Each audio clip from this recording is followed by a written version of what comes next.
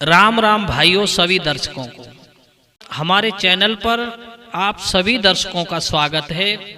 जो भाई बंधु हमारी वीडियो पहली बार देख रहे हैं वो हमारे चैनल को सब्सक्राइब कर लें और वीडियो पसंद आए तो वीडियो को लाइक और शेयर जरूर करना।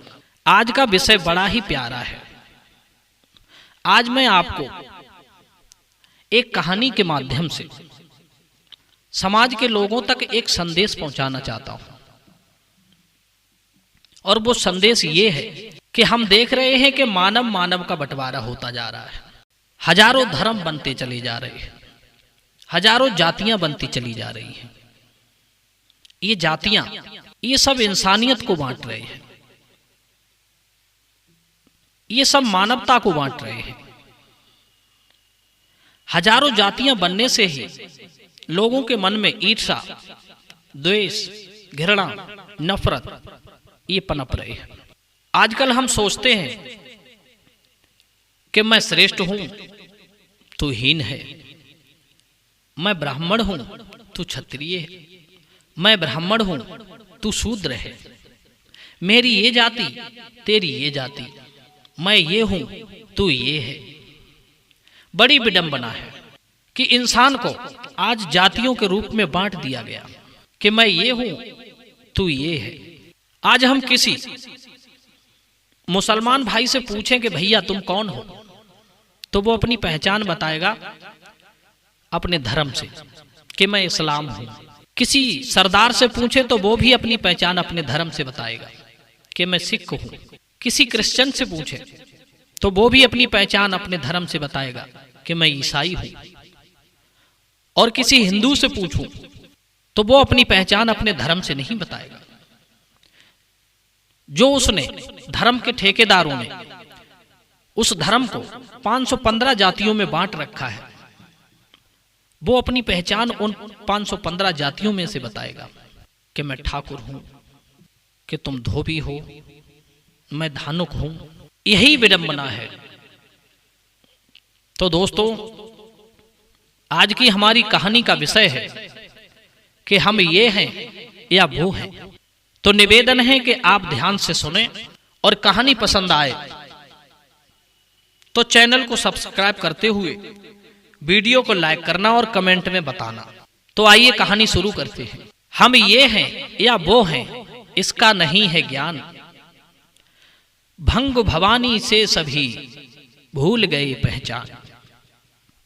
सज्जनों, एक बार एक भंगेड़ी अपने रिश्तेदारी में जाने के लिए तैयार हुआ। कपड़े आदि बांध लिए।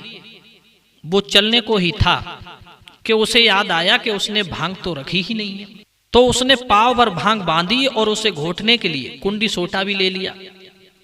चलते चलते दिन के 12 बज गए। तो वो एक वृक्ष के नीचे गया और अवलोकन करने से पता चला, यानी देखने से पता चला कि वह बरगद का पेड़ है और उसकी छाया बहुत घनी है। तो उस वृक्ष की बगल में ही एक कुआं भी था। वह सोचने लगा बड़ी अच्छी जगह है, अब तो यहीं पर भांग छनेगी।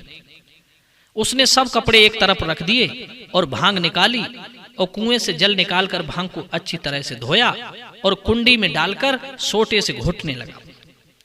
थोड़ी ही देर में भांग तैयार हो गई। अब तो भगवान भोले बाबा का नाम लेकर भांग को छाना और पी गया।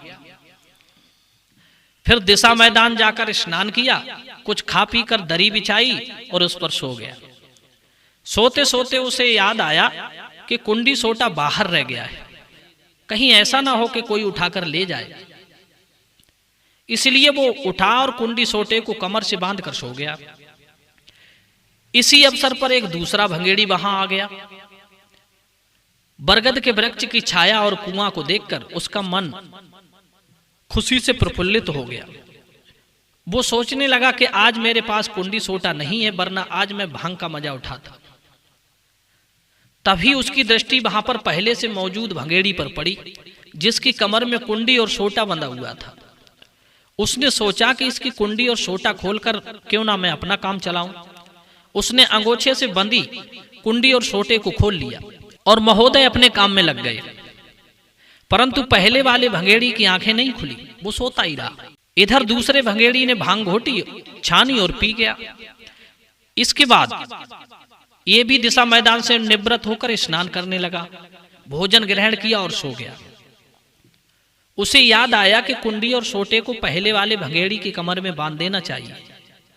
वो भांग के नशे में पहले वाले भंगेड़ी की कमर में ना बांधकर अपनी ही कमर में कुंडी और सोटे को बांधकर सो गया। इतने में पहले वाला भंगेड़ी जगा और उसने देखा कि मैं कुंडी सोटे को अपनी कमर से बांधकर सोया था, परंतु वो तो दूसरे की कमर से बंधी है, ये क्या माजरा है। पहले वाला भंगेड़ी विचार करने लगा कि क्या हम ये हैं या वे हैं, हम कौन हैं। हम लालदरी वाले हैं तो हम ये हैं, और यदि हम कुंडी सोटे वाले हैं तो हम वे हैं।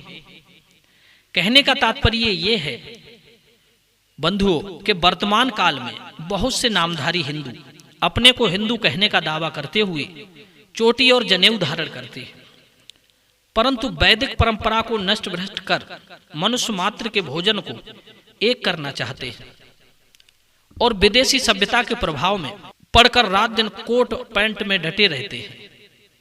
उनकी भी ठीक यही दशा है जैसे कि ऊपर बताए गए दो भंगेड़ियों की। बंधुओं, संक्षेप में हिंदू जाति को अपनी प्राचीन मर्यादाओं का पालन करते हुए अपने को सजीव बनाना चाहिए। हम ये हैं, हम वो हैं के भ्रम में नहीं पड़ना चाहिए।